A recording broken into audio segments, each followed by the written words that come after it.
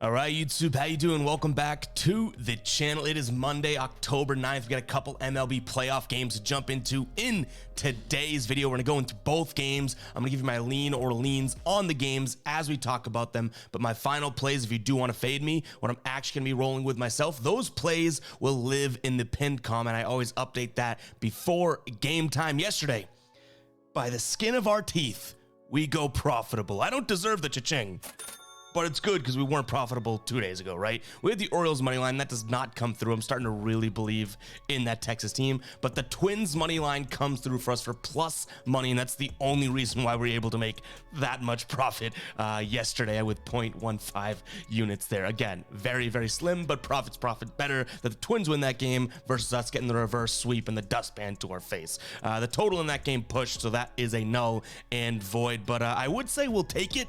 But I want to be better. I want to be better. That is nothing to write home about. So a 1-1 night last night, 1-1. Luckily, it is slightly profitable, but we look to be better tonight because I don't want to go into any sort of a rut. If you watched our football video yesterday, which odds are you did, no good, I'll say that. But let's go ahead and jump into this slate. Before we do, I do want to talk to you guys about Outlier. If you don't know what Outlier is, you need to go ahead and check it out. It's an amazing sports betting research tool. I use it every single day. We'll actually just jump in so I can kind of show you some of the features here. They have a trending page right on the homepage where it digs in and does all the heavy lifting for you and finds likely to hit plays and trending plays. They have a game screen in which you can go in and analyze each and every matchup, look at the lineups and all the lines that are available, and then the player prop screen is honestly the goated thing here. You can set your odds, you can set everything and look at what players are trending, dig into each of them, and kind of see where we're at in terms of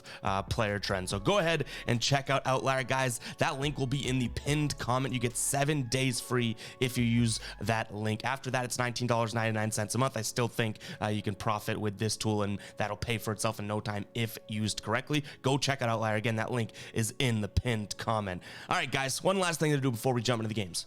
Hit that subscribe button. Hit the like button as well. And let's go ahead and jump into game number one. Atlanta taking on Philadelphia. All right, game number one of this series. Atlanta drops here. Philly wins this one 3-0. Strider does go 7 innings. Ranger Suarez only 3 2/3, but nonetheless, Philly takes the win here. Now on the mound for Atlanta today is going to be Max Fried. The team is 5-0 in his last 5 starts. He's got an ERA of 1.4 over those last 5. He's averaging 7 strikeouts per game over those last 5 in his last start against Philadelphia here. 5 innings pitched, 4 hits, 1 earned run, and 6 strikeouts. That 1 earned run was a home run there. On the mound for Philadelphia is going to be Zach Wheeler. 2.4 ERA in his last 5, but that's including a really bad outing against this Atlanta team within that last 5, so that may be worth noting there. In terms of his last 3, if we want to exclude that start here, in terms of last 3, he's got a 2.55 ERA with a 1.08 whip.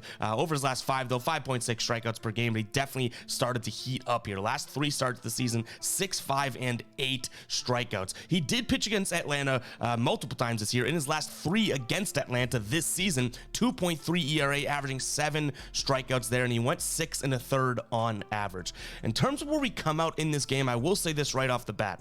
I don't mind the over. I lean towards the over in this spot. Overs are hard to come by in this playoff so far, but you have a team in Atlanta that in their last 30 here have absolutely been crushing right-handed pitchers. First in average, first in on-base percentage, and first in WOBA. And then you have a Philadelphia team that in their last 5, they're looking great against lefties, Fried being the lefty in this case here. 8.8 runs per 9, 324 average with a 367 on-base percentage. But where I come out in terms of a lean on the side, like I said, I like the over just because I do like the offenses, but overs have been a little risky to roll with in the playoffs so far. So keep an eye on the pinned comment to see if we do roll with that.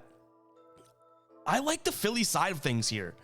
I don't know if that's crazy. I don't know if it's psycho. I know Atlanta is due, like, you know, they are and had been the better team, but there's something about the way that the Philly bats have looked to some degree, and the fact that, you know, they are hitting lefties really well as of late. I believe in Zach Wheeler as well.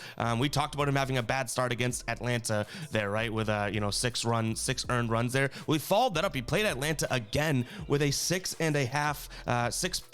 flat innings pitch, excuse me, and 1 earned run run allowed there with 5 strikeouts. So yes, he had a bad start within his last 5, but he pitched against Atlanta again to close out the year and actually had a good start against them. So hopefully he can get the job done today and kind of hold off this Atlanta offense to some degree, because we still are leaning the over. But I think this Philly team wants it. I think that they look good in game number 1. And, you know, maybe the Atlanta Braves 0 runs. Like, that's crazy. Atlanta scoring 0 runs in that game against Philly. Like, that's not the Atlanta team that I know. So depending on where I come out, whether it's the money line for decent money here, plus 134 on the Phillies, or if we take a peek at the run line, we're paying a decent amount of juice there, right in the minus 150s for plus 1.5. But I wouldn't be surprised if this is a close game, and then we're at least giving ourselves the minor safety net of Atlanta pulling this game off by 1, still cashing on the Philly side of things. So yeah, call me crazy. Let me know what you guys think in the comments of this game, because I really do, for whatever reason, feel like the Phillies here have a good chance to compete in this series, if not win it. But does Atlanta just all of a sudden flick the switch and go, remember how good we are? Remember how good we are, huh? Max Fried says, hey, I'm barely letting up any runs as of late. Remember how good I am? That type of thing. So give me the Phillies. I'll say on the run line for now, plus 1.5, as well as the over. If I had to rank those, you know, I don't know if either one definitely becomes a final play. I do like the over. I like the pitching in this game, so that's kind of conflicting. But I guess I would say over slightly, and then the Philly side of things. Maybe. All right. Keep an eye on the pin com to see what becomes a final play. We'll try to have one for this game. But again, only 2 games on the slate. You never want to force anything. All right, guys, let's go ahead and jump into game number 2 of this playoff action day. All right, Dodgers taking on Arizona, and boy, do the Dodgers get smacked in this game number 1. 11-2, the Diamondbacks end up winning that game here. On the mound for them today, the Diamondbacks, is Zach Gallen, the best that they have. He's been pitching well as of late. 2.8 ERA over his last 5 here, including a couple games in which he looked very, very bad in those 5. Those were the 4th and 5th most recent starts. So if you actually look at it from a last 3 perspective, more of a what have you done for me lately, or more of just, you know, recent games, 1.96 ERA there. So it does drop significantly, almost, I guess, almost a full run if you take out his 4th and 5th most recent starts. In terms of how he's pitched against this Dodgers team this year, not all that great. Back in late May, 4 2/3 pitch, 6 hits allowed, 5 earned runs, 7 Ks, but averaged 20 pitches per game there. Then he goes out there just about, you know, a month ago, August 28th, 5 1/3, 9 hits allowed, 6 runs, 4 home runs. Gallen let up.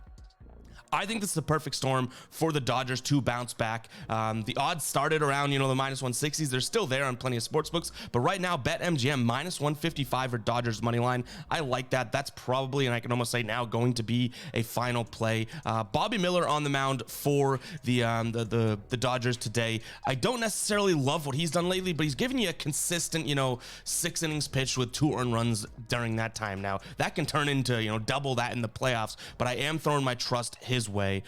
He did look good in 1 start against the Diamondbacks earlier in the year, and then he had an start. So with those 2 combined, he had a 2 flat ERA against the Diamondbacks this season, pitching 6 innings, and he let up 1 home run through those 2 games, averaging 14.8 pitches per inning though. So I do think we like to see that. If they need to go more, he's definitely got the sort of stamina to do so if he's going to be throwing that little pitches per inning. But again, I like the Dodgers to bounce back in this spot. Arizona in their last 10 versus a righty here, 195 average. 195 average compared to the Dodgers against righties here in their last 10, 271. I like the spot. Now the Dodgers in the last 5, it gets a little worse, 234 average against righties, but Arizona's still sitting at a 204 average against righties in their last 5 as well. So yes, you know, the marks are getting a little closer there, but I still think that, you know, this is a spot in which the Dodgers bounce back. And it's not the same as like I said, the Phillies being able to win game number 2 and game number 1 here. Like, you lose 11-2, you feel a little bit more fire in your stomach, you know what I mean? Versus like a 3-0 game, or it could have been anyone's game. Like 11-2, you got smoked. You got smacked. I think the Dodgers come back out a little angry here, as they should, and try and get this series knotted at 1. So give me the Dodgers here on the money line. In terms of the total, it started at 8.5. We have that on the graphic. I've seen it on 8 on sportsbooks now. So that is interesting. That's moving in that direction. It almost tells me that this is an under spot, which you do have Gallen on the mound. I don't care that he got smacked around by the Dodgers before. I still think that this could be like a 5-2, 5-3, 4-3 type of a game. So right around that 8 number. If we could have gotten it at 8.5, I would have liked the under. Now that it's 8, I'd probably stay away, but if we can find 8.5, I don't mind the under there. And that is all we have for you guys in today's video. If you're still watching, make sure to comment 10. Show me that you're a real one. Tough NFL Sunday. I can admit that. You guys know I always admit my losses, but damn, if you read some of the comments in that video, people want my head on a steak. And I'm like, okay, why don't you go make your own YouTube videos giving free plays each and every day, and then we can talk as equals, okay?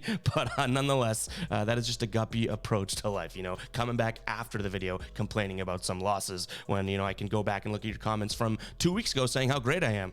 Just saying, not going to say names or usernames, but nonetheless, guys, let's cash today. Again, we have a few spots we like. We don't want to get aggressive on a 2-game slate, but we do want to capitalize on spots where we do like. So keep an eye on the pinned comment to see what we ultimately end up rolling with. Again, comment 10 if you made it this far in the video, and yeah, we'll catch you in the next one, all right? Peace out.